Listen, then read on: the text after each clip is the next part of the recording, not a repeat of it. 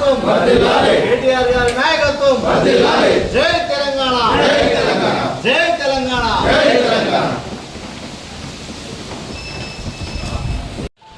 అదే మాదిరిగా ఈనాడు ఈ ప్రెస్ మీట్ కార్యక్రమంలో పాల్గొన్న జిల్లా అధ్యక్షుడు సోదరుడు కోటంగయ్య గారికి, జిల్లా పరిషత్ మాజీ అధ్యక్షురాలు సోదరి అరుణక్క గారికి, కాగరెడ్డి గారికి, పూర్ణచంద్ర గారికి, తంగెలపల్లి మండల అధ్యక్షుడు వెలుగుంటారాయణ గారికి, మిగతా మిత్రులందరికీ పేర్కొన్న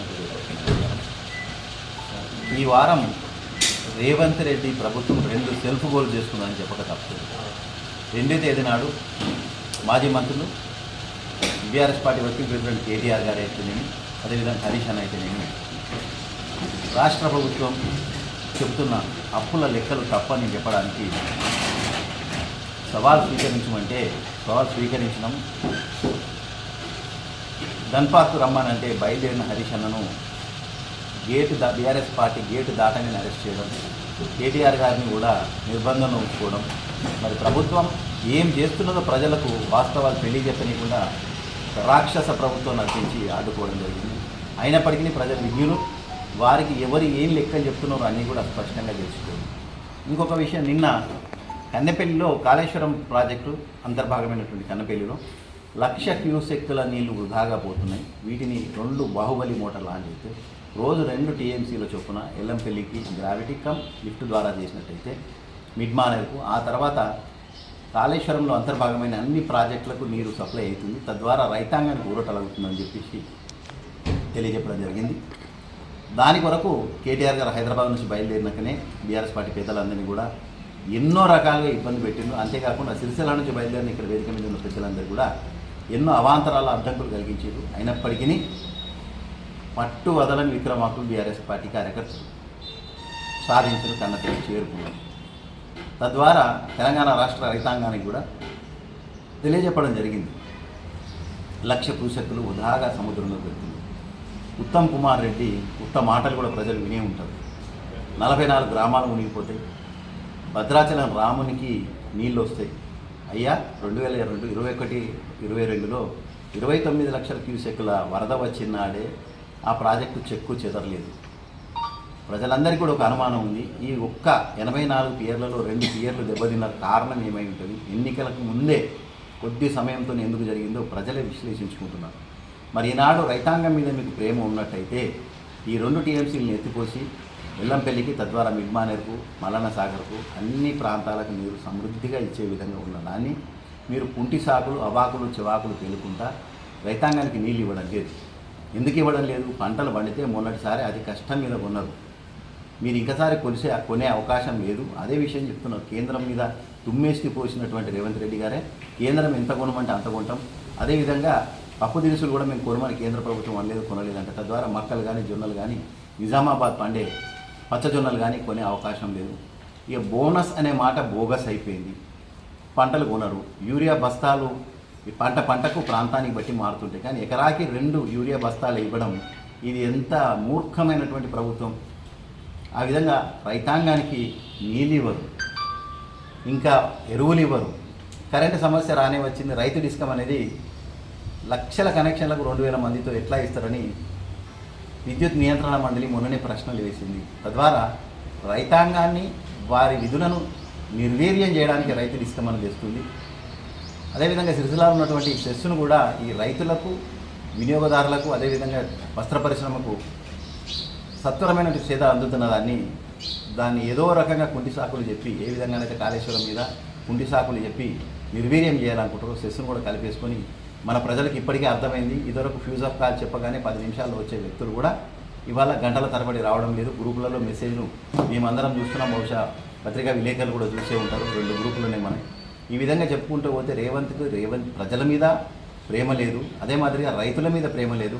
పంట పండడానికి సహకరించడు, రైతుకు ఎరువులు ఇవ్వడానికి సహకరించడు, పంట కొనుగోలు చేయడానికి కూడా సహకరించడు. ఇట్లాంటి ప్రభుత్వానికి రోజులు దగ్గర పడ్డాయని చెప్పేసి నిన్నటి రోజుతో తేలిపోయింది. తప్పకుండా ఈ దుర్మార్గమైనటువంటి పాలన అంతమందించడానికి ప్రజలందరూ కూడా కంకణబద్దులై ప్రజలందరూ ఎరిగెట్టి చాటాలి. ప్రతి ప్రాంతంలో కూడా ఎక్కడ కూర్చున్నా మొన్న ఆయన మిడ్జిల్లో ఒక సభలో చెప్పింది చర్చించమని. తప్పకుండా చర్చించాల్సిందే. తెలంగాణ ప్రజలు పొద్దున టీ కోట్ల దగ్గర నుంచి చర్చించాలి.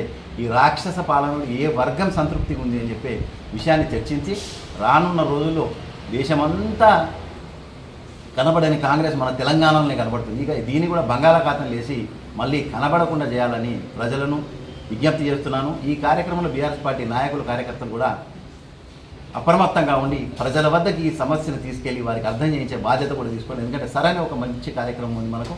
ఆ కార్యక్రమంలో ఇల్లు తిరిగినప్పుడు ఈ సమస్యలన్నింటినీ కూడా ఏకరువు పెట్టి రేవంత్ రెడ్డి చేస్తున్న దుశ్చర్యలన్నింటినీ కూడా ప్రజలకు వివరించి చెప్పాలని చెప్పి కోరుకుంటున్నాను. జై తెలంగాణ. భారత రాష్ట్ర పార్టీ కుటుంబ సభ్యులైన మా అక్కజనులు, మా అన్నదమ్ములు, నాయకులు, పాత్రికేయ మీడియా మిత్రులందరూ కూడా నమస్కారం. ఇంతకుముందు అక్క అరుణకి చెప్పినట్టుగా, జగన్ చెప్పినట్టుగా నిన్న కన్నెపల్లి పంప్ హౌస్ వద్ద ఇవాళ రాష్ట్రంలో రైతాంగం ఎదుర్కొంటున్న పరిస్థితి, వర్షాభావ పరిస్థితులను దృష్టిలో ఉంచుకొని, అట్లాగే వాతావరణ శాఖ ఏదైతే హెచ్చరించిందో ఎల్నినో ప్రభావంతో వర్షాభావ పరిస్థితులు ఏర్పడి ఇలా రైతాంగానికి ఇబ్బందులు అవుతారని గమనించి గౌరవనీయులు మనందరి అభిమాన నాయకుడు, ఈ రాష్ట్ర అభివృద్ధి ప్రదాత కేటీ రామారావు గారు కాళేశ్వరం ప్రాజెక్టులో అంతర్భాగమైన కన్నెపల్లి పంపును వెంటనే ప్రారంభించి తద్వారా ఈ రిజర్వాయర్లన్నింటిని కూడా నింపి ఈ రాష్ట్ర రైతాంగానికి, ముఖ్యంగా ఉత్తర తెలంగాణ రైతాంగానికి నీళ్ళు అందివ్వాలని చెప్పేసి డిమాండ్ చేశారు. తప్పకుండా బీఆర్ఎస్ రాజన్న సిరిసిల్ల జిల్లా పక్షాన వెంటనే రాష్ట్ర ప్రభుత్వం, ముఖ్యమంత్రి రేవంత్ రెడ్డి ఆదేశించి కన్నెపల్లి పంప్ హౌస్ను ప్రారంభించి నీళ్లను ఎత్తిపోసి ఈ రాజరాజేశ్వరి ప్రాజెక్ట్ ఏదైతే ఉందో మిడ్మానేర్ ప్రాజెక్టు, తెలంగాణ ఈ కాళేశ్వరం ప్రాజెక్టులో భాగం, తెలంగాణ ప్రాజెక్టులన్నిటి కూడా గుండెకాయ లాంటిది, మిడ్మానేర్ను వెంటనే నింపాల్సిందిగా డిమాండ్ చేస్తూ ఉన్నాం. రెండవది ఏంటంటే తప్పకుండా మనది మెట్ట ప్రాంతం, తెలంగాణ ప్రభుత్వం ఏర్పడిన తర్వాత పెద్దలు, రాష్ట్ర సాధకులు, తెలంగాణ తొలి ముఖ్యమంత్రి వర్యులు కె చంద్రశేఖరరావు గారు ఆనాడు 2014 కంటే ముందు 1,30 లక్షల ఎకరాల ఆయకట్టు ఉన్న రైతు ఆయకట్టును మన నీళ్లు మనకు సాధించి బహుళ ఈ ప్రాజెక్టులు కట్టి ఇంత పెద్ద ప్రపంచంలోనే అతిపెద్ద లిఫ్ట్ ఇరిగేషన్ను ఇలా చేసి కాళేశ్వరం ప్రాజెక్టును నిర్మించి రైతులకు ఒక వరప్రదాయన చేసిన మీదట కడుపు నిండా కరెంట్ ఇచ్చి సకాలంలో ఎరువులు ఇచ్చి రైతులు పండించిన పంటను కొని వాళ్ళ ఖాతాల్లో వేసిన ఘనత కేసీఆర్ గారి ప్రభుత్వాన్ని.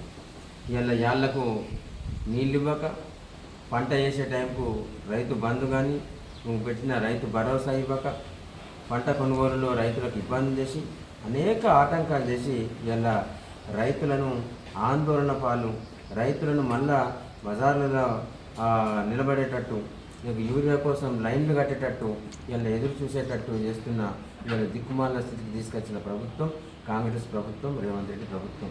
ఇవాళ బీఆర్ఎస్ పార్టీ వైపున డిమాండ్ చేస్తూ ఉన్నాం, వెంటనే కన్నెపల్లి పంప్ హౌస్ను స్టార్ట్ చేసి ఇలా నువ్వు మిడ్మానేర్ నింపి చుట్టుపక్కలని ప్రాజెక్టులు నింపకపోతే, నీళ్లు వెంటనే పంపులను స్టార్ట్ చేయకపోతే తప్పకుండా ఆందోళన చేస్తాం.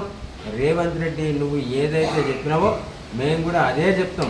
ఎందుకంటే కేసీఆర్ గారి ప్రభుత్వంలో కాళేశ్వరం ప్రాజెక్టు ద్వారా రైతులకు ఏదైతే మేలు జరిగిందో, సకాలంలో రైతు బంధు ఇచ్చినాం, సకాలంలో యూరియా ఇచ్చినాం, సకాలంలో 24 గంటల నాణ్యమైన కరెంట్ ఇచ్చినాం, తర్వాత ధాన్యం పండించిన పంటను సకాలంలో కొన్నాం, సకాలంలో రైతుల ఖాతాల్లో డబ్బులు వేసినాం.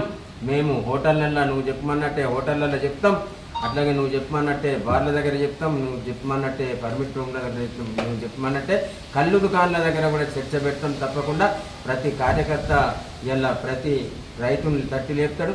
ఈ తెలంగాణ ప్రజలు, తెలంగాణ రైతులు, తెలంగాణ విద్యార్థులు, తెలంగాణ యువత, చైతన్యవంతమైన యువత తప్పకుండా నువ్వు ఆడిన అబద్ధాలు, నువ్వు చేసిన మోసాలు, నువ్వు ఇచ్చిన దొంగ 420 హామీలన్నింటిలో కూడా ప్రజాక్షేత్రంలో ఎండగడతాం. తప్పకుండా ప్రజలను కలుస్తాం, చైతన్యవంతం చేస్తాం. నువ్వు దిగి వచ్చి పంపులు స్టార్ట్ చేసి ఇప్పుడు ఈ వర్షాభావ పరిస్థితులలో ఎట్లయితే ఆల్రెడీ ఒక నెల 15 రోజుల కాలం పోయింది వర్షాకాలం. నిన్న మొన్న ఒక 2 వర్షాలు తప్ప ఈ 40 రోజుల లోపల చెప్పుకోదగ్గ వర్షాలు కురవలేదు.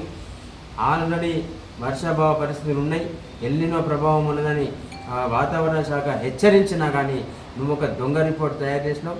వాడేవాడు ఇచ్చిన రిపోర్టు ఎన్డీఎస్ఏ రిపోర్ట్ అని చెప్పి పెట్టుకొని నువ్వు చోటేబాయి బడేబాయి బీజేపీ కాంగ్రెస్ 2 కుమ్మక్కై ప్రతిష్టాత్మకంగా ఆసియాలోనే అతిపెద్ద లిఫ్ట్ ఇరిగేషన్ ప్రాజెక్టును కట్టి చేస్తే కుట్ర చేసి అదే చిన్న డ్యామేజ్ అయ్యి 2 పిల్లర్లు చేసినంత ఇబ్బంది జరిగినంత మాత్రాన దాన్ని రిపేర్ చేయక తిరిగి దాన్ని ఏదైతే రైతులకు ఉపయోగపడేలాగా ఉపయోగంలోకి తీసుకొని రాక దాన్ని కేసీఆర్ గారిని బదనాం చేయాలని చెప్పేసి ఇలా కాళేశ్వరాన్ని పక్కకు పెట్టి ఈ రైతాంగానికి చావు దెబ్బ కొట్టినావు రేవంత్ రెడ్డి.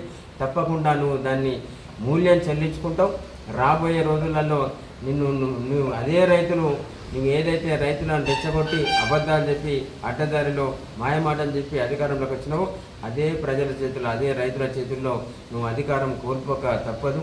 ఇలా తెలంగాణ పాలిట జాతిపితగా కేసీఆర్ గారు తెలంగాణ జాతిపితగా ఇలా తెలంగాణ ప్రజలకు ఏమేం కావాలనో సంక్షేమ కార్యక్రమాలు కావచ్చు, అభివృద్ధి కార్యక్రమాలు కావచ్చు అందించి ఇలా ఈ దేశంలోనే అగ్రగామి రాష్ట్రంగా కేసీఆర్ గారు తీర్చిదిద్దితే నువ్వు వేదిక ఏదైనా సరే, ఈవెంట్ ఏదైనా సరే, ఎలాంటి సందర్భం ఏదైనా సరే నువ్వు ఒక కేసీఆర్ గారిని తిట్టడమే పనిగా పెట్టుకొని ఇలా ఈ రాష్ట్ర ప్రజల నోళ్లలో ఒక బూత్ పితగా మిగిలిపోయినావు రేవంత్ రెడ్డి.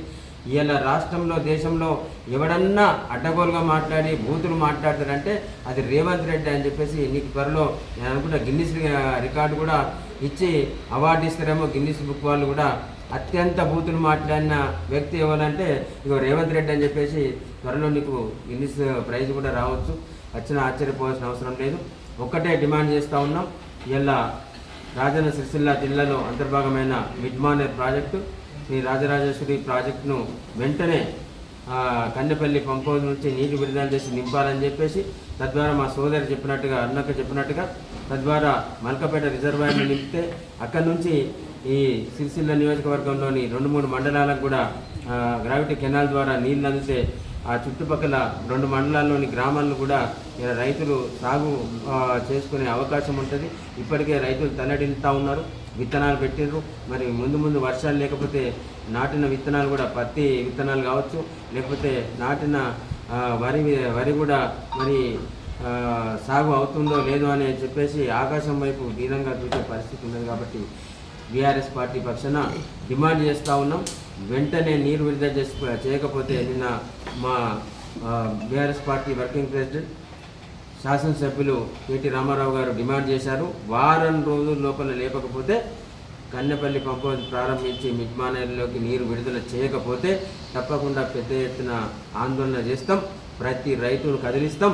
నువ్వు చెప్పినట్టుగా ప్రతి ఊరు, ప్రతి వాడ, ప్రతి ఇల్లు తిరిగి ప్రతి రైతును కదిలించి నువ్వు నీళ్ళు ఇచ్చేదాకా పట్టు పెట్టకుండా ఈ రైతాంగానికి నీళ్ళు అందించే వరకు కూడా బీఆర్ఎస్ పార్టీ రైతుల వెంట ఉంటుందని చెప్పేసి మేము తెలియజేస్తూ ఉన్నాం. వెంటనే నీరు విడుదల చేయాలని చెప్పేసి డిమాండ్ చేస్తూ ఉన్నాం. జై తెలంగాణ.